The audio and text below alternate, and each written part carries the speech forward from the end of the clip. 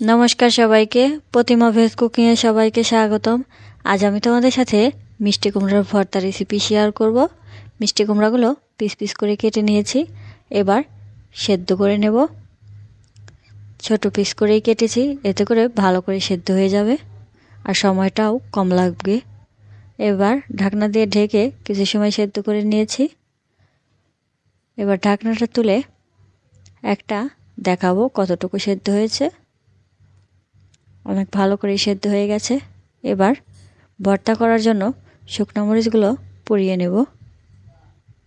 চুলার আঁচটা একদম লো রেখে মরিচটা পুড়িয়ে নিচ্ছি। মরিচ পোড়ানো হয়ে গেছে।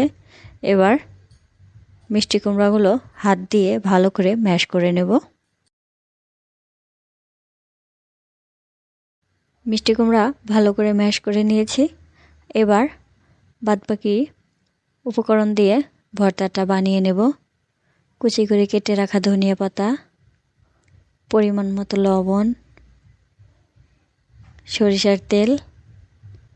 এবার পোড়ানো শুকনো মরিচ 2টা দিয়ে দেব। ঝালটা তোমরা তোমাদের পছন্দ অনুযায়ী দেবে। এবার ভালো করে মেখে নেব। আজকের এই রেসিপিটা কেমন লাগলো অবশ্যই কমেন্ট করে জানাবে। সবাই ভালো থাকবে, সুস্থ থাকবে। নমস্কার।